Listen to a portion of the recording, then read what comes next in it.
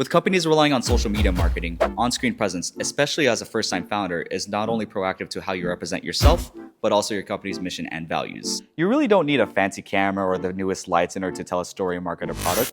These things come and go. While we're waiting for your week 2 homework submissions, here's how you could create content with just your phone and the things that you have at home.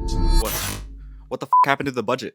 Step 1. Keep your script simple and digestible. People probably won't understand what you're saying unless you break it down easily for them. Would you tell a person willing to make an advertisement for your business in simple terms? Inverse reactive current for use in unilateral I don't phase get it. detractors. Step 2.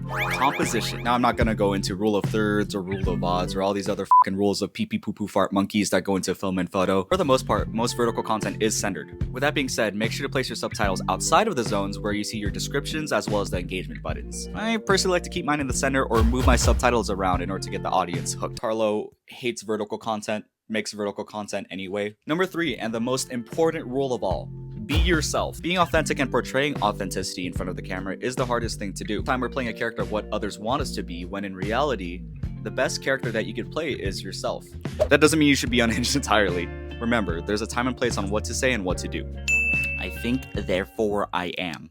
I am the shit. I probably used that quote wrong. With that being said, feel free to reach out to me or other team members for in-depth advice. Remember to keep building and especially remember to keep being yourself. Content creation 101, guys. Content creation 101. That was Carlo giving you some basic content creation 101. I probably shouldn't be eating while talking, but that was Carlo giving you some basic content creation 101 lesson. I do think content creation is super important, especially where like the trend going these days through Instagram. A lot of people are engaging through content creation. I remember 8 years ago when I first started my startup, there wasn't a thing called content creation, but now you like literally see it everywhere, right? And there's so many different ways that you can implement content creation into your startup. So, but saying that, please don't overdo it, because for week 2 homework, MVP videos, there are some people who were like applying this rainbow filters / loud music, and it was very confusing. I'm not gonna lie, it was very confusing to understand what your product was doing. So if you're not confident, I think definitely just, keep it simple. Don't do any editing and just, submit it. Guys, welcome to week 3. We're already halfway there. I mean, not season 1. I think week 1 seems like yesterday, but we're already at week 3. We're halfway there. 3 weeks until demo day. Some people will raise money. Some people, it's going to have the best experience in their life pitching their idea to VCs. It's going to be amazing. And I will sort of talk about demo day right now. On a side note, homework 2, if you guys have not submitted your homework 2, I think you should do that as soon as possible, or during this lecture or after this lecture. We'll keep the submission link open maybe for a day or 2. We really don't want you guys to miss out on demo day. So if you guys have not submitted your homework 2, best to do it now. Demo day selection. Now, obviously, we can't put everyone to demo day, right? It's gonna take ages. So what we're managing to do is we're gonna select 6 to 8 people or teams to pitch for demo day, and this selection process will be based on week 5. Now, what is week 5? Week 5, we will teach you on how to create a pitch deck, right? And also how to pitch. You guys are required to sort of record yourself doing a practice pitch, submitting that, and we will make the selection based on the week 5 homework. So stay around until week 5, because that's probably going to be the most important part. Now, IRL dates. Philippines or Thailand, will be announcing that soon, and also the dates as well. We'll be announcing that on next week's lecture. It's going to be exciting, believe me. Now, lecture 3. This is how you launch, right? It's going to be an interesting topic because a lot of you guys don't know how to launch, right? And this is going to be super, super effective. Hopefully you guys can take a lot from this lecture. So now you have a product. Well, hopefully you have a product, right? I mean, if you're still stuck on the one-liner problem, I don't know, man. Like, you probably speed things up, but hopefully you have a product now, and let's see what other people think about your product. If your product isn't completed, that's fine. It's not supposed to be completed, guys. The whole purpose of this launch is to actually launch a uncompleted product or a shitty product and get feedback and use that feedback to iterate your product to make it better. That's the whole point. So if your product isn't completed, you're going to develop that over time. So that is totally fine. It's not going to be your final product. Do not panic. Now, when founders think of launching, right, they think of this, I don't know, Steve Jobs, Apple iPhone launch, which is quite strange. Or like the Falcon 9 launch that SpaceX did. So yes, those are launch, but that's not how launch works in a startup. We will teach you on how to launch. Often first-time founders think, when you launch, you'll get thousands of users using your product, right? I don't know why, but I don't know what it is about launching that first-time founders think they'll get thousands or like 1 million users from day one. That's not how it works, and that's not going to happen. I can guarantee you guys. The reality is you'll probably only get less than 10 people to use a product. If you get around the 100 area, amazing, you're doing a great job. If you're getting 10, that is what's supposed to happen, right? In a startup launch. And getting 10 users is not bad at all, right? Because these 10 users are going to be the most important users. That's going to sort of change how your product develops over time. We will talk about this one in the next week's lecture when we sort of talk about user survey and how to actually implement their feedback to change your product. So we will talk about this in the next week's lecture, but getting 10 users is good enough. Now, I want to go back to 2021 and sort of tell you a short story on what actually happened. And the importance of launching as soon as possible. Now in 2021, I created a digital gifting app. I'm not sure if you guys have seen it, but I've actually created a digital gifting app back in 2017 and another one in 2021. Now, the one-liner problem back then was people in Korea spend an average of 2 hours sending gifts to family members abroad. For example, I'm living in Korea, my family's in Australia. It will take me an average of 2 hours of buying the gift, wrapping up the gift, writing letters, sending out to the couriers, and waiting probably like a week for the gifts to arrive in Australia, right? So the whole process of gifting is very inconvenient. Now, what we did, we spent roughly 2 months, guys. We spent 2 months on perfecting the UI UX. So that was our office back then. So as you can see, we were like printing everything on paper, sort of being very detailed on the UI UX. And this is a Figma file back then. Very unorganized, I know, but we did so much shit. Now to come and think of, that's crazy, right? Interesting. But yeah, we spent roughly around 2 months on completing the UI UX. The development side took roughly around 2 to 3 months, right? The development side took awfully long. We were trying to get every single thing right. So basically, we managed to complete our MVP within 5 to 6 months. Now, guys, it should never take 5 to 6 months creating your MVP. It should only take less than a month to create your MVP. It should never take 5 to 6 months. If it's taking 5 to 6 months, please, I beg you, just, don't take that long, right? Don't take that long. Now, I'm going to show you what our MVP looked like back then. So, you get to select countries. You get to see what other people have gifted each other. You see all the products, like giftable products. You can do voice messaging and customize messages. All this kind of crap, right? That was completely unnecessary. But you can choose designs, all those kind of things, which is not necessary. Now, that's why it probably took such a long time with only 1 or 2 devs. It was a nightmare. Okay, so basically once we finished our MVP, we were ready to launch. We were super happy. We were like, finally, after 5-6 months, let's go, baby. Let's make some revenue. Let's generate some traffic. We were super happy.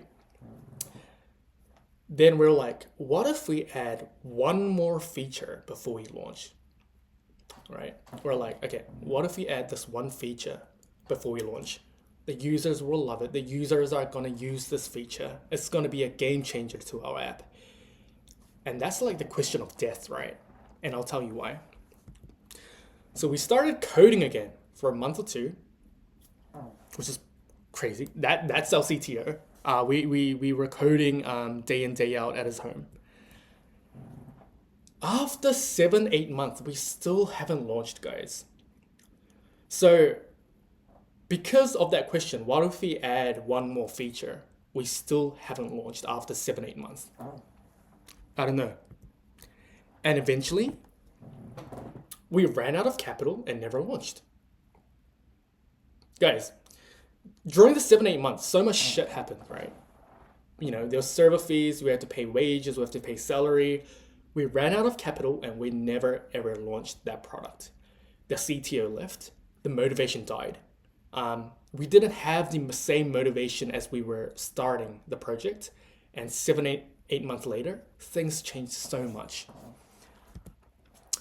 So please, I beg you, launch early and build traction. If we had launched early, we would have gained traction. And with that traction, we would have been successful in raising, or we would have generated revenue to actually survive longer. But since we delayed launch because of that one question, what if we add this feature before launch? That totally screwed us over. So do not fuck up like me, guys. I would rather for you guys to actually launch quickly and build traction, whatever you can build, and then sort of build on top of that. Now the question is, how do we launch, right? The question is, how do we launch? So step one, I would build a landing page. So obviously you have a product, right? And you have an idea. Now you need your interested users to see your landing page and actually see what you're trying to do, right? And you can build this landing page on Shopify, Wix, Webflow, WordPress, probably millions of tools out there. So choose the one that fits you and then sort of create a simple landing page.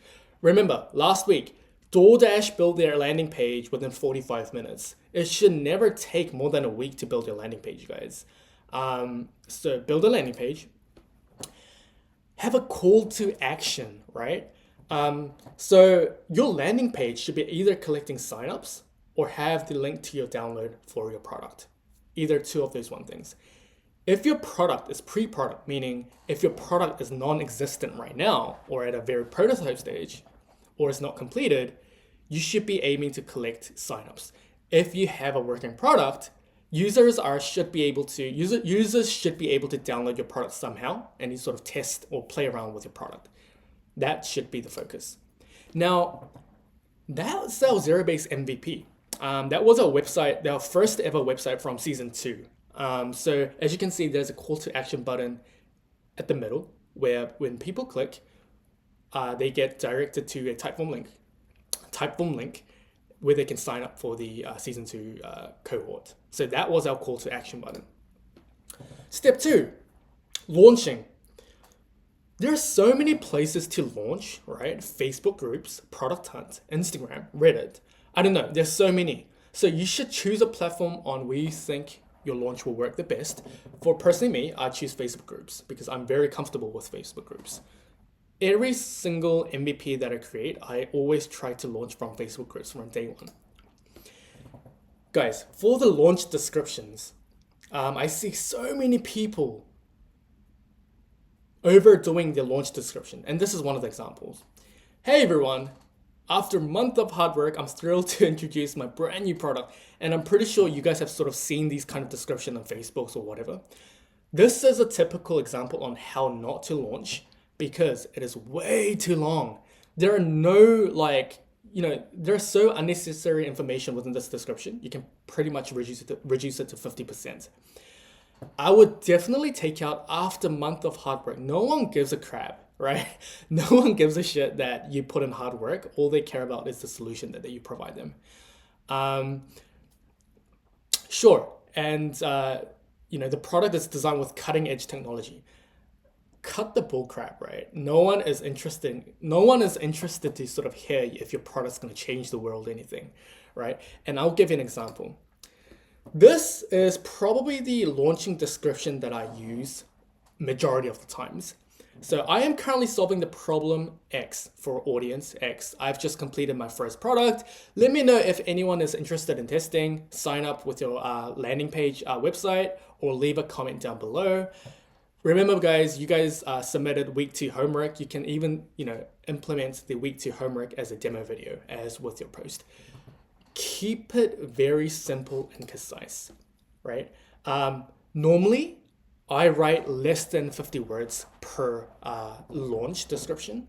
I feel like that works the best, less than 50 words. Otherwise, I think it's pretty much overdoing it. So be careful, make it very simple and concise. I'm going to show you a launch post back in 2023. It's actually how, Zero Base was started back in 2023. It was a simple Facebook post that I posted up on a Facebook groups that gained traction. So what I said, currently I'm taking a break due to my first ever burnout and taking this time to catch up with founders online and see what they are working on. Let me know if anyone needs help and I'll be keen to help. You can find me on LinkedIn and then my LinkedIn username. Guys, this post literally changed everything, right? And there were so many people who were needing help. That's why we managed to help roughly around 20 founders at that time. Now eventually turning into Zero Base. So as you can see, a very, very simple description. You don't need to write, how long it took you to develop, that your product's, the best in the market, because it's not the best in the market. All you just needed to say is, the gifting example that I gave you. I am currently solving a problem of Koreans having difficulty sending gifts to Australia for, the audience that I was targeting. I've just completed my first product. Let me know if anyone is interested in testing. Sign up here to the link page with your demo video. That is probably the typical way of launching. Guys, launching isn't a one-time thing. I see a lot of founders launch once, right? And they're like, oh shit, there's only 2 users. They're like, oh, maybe our idea doesn't work. And they scrape the whole project and they just start all over. Guys, launching isn't a one-time thing. You don't even know if your description is going to work well or not. So you probably need to change a lot of these descriptions while you're launching. This is the amount of time I've managed to launch. So what I've done here is constantly launching every single week, every single month, testing out different descriptions, testing out what works, what doesn't, testing on different platforms. I probably launched maybe 2 or 3 times more than what you see over here. But the point that I'm trying to make is, be experimenting with your descriptions. Change some words a bit, make it shorter, make it more shorter. Be very experimental with your launch. Now, when you launch, you should have a goal in mind, right? And these are called the launch metrics. Now, trust, usage, money. So trust, if you're aiming for trust, you're aiming to collect users' emails through your websites, right? Users are trusting you to provide you with their email for your product. That's one metric. The second metric will be usage. You will sort of gain users who are going to use your product, right? Who are actually testing your product out, who's using your product to achieve certain things. That's the usage part. The best one is money. The best case scenario for your launch is to actually charge as soon as possible and see if users are willing to pay for your service. That is probably the best case scenario. If I had to choose one out of these 3, it'll be first, money. If you can actually get users to pay you money, you shouldn't have any difficulties on trying to raise your first capital. After that, I would say usage. If you get users actually using your product, that is also fine. Collecting email is fine, but I will put that sort of last down the list. Week 3 homework. This is how you launch. Question 1. We want a link of your launch, right? Whether you launched in Facebook groups, Instagram, Product Hunt, provide us your link launch. Question 2, we want to see your launch description. We want you to get the description right. So if you provide us your launch description, we'll be more than happy to provide you feedback. Question number 3, what metric did you select? Was it trust, usage, and money? And question 4, what was your goal? What was your goal for this launch? Was it to gain 10 downloads? Was it to collect 50 emails? Was it to generate $100 in revenue? Any would be fine as long as you have a set goal in mind when launching. You should be all good to go. Now, guys, that's it for today, right? I think this lecture is pretty short because I don't want to just I don't want to overdo the launch lecture to get you guys confused. It's pretty straightforward. Build a landing page, get a call to action button, whether it's download a link to your app or your website or your service, or if it's a sign up thing, right? Choose a metric if you're going to collect usage, money, or emails, basically. Select a platform to launch. Facebook groups, Product Hunt, Reddit. There's so many platforms out there for you to launch your service. Just test out different things. Test out what works and what doesn't. And, perfect your launch description. I think if I did not make a very good, well structured out description for Zerobase back in 2023, we may have struggled. I'm not sure, but that is definitely an option. So perfect your launch description. If you guys are having help, book in that one-on-ones, submit your homework to give you guys feedback. And yeah, guys, launch as quickly as possible. The whole point of this launch is to actually have the courage to launch for an uncompleted product. I think that is the most important key. Launch 100 times, 150 times, 200 times, and trying to perfect the launch process, guys. That's it for today. Next week, we'll be reviewing your MVPs, which is super exciting. Some amazing ideas and amazing products out there. So thank you guys. See you guys next week.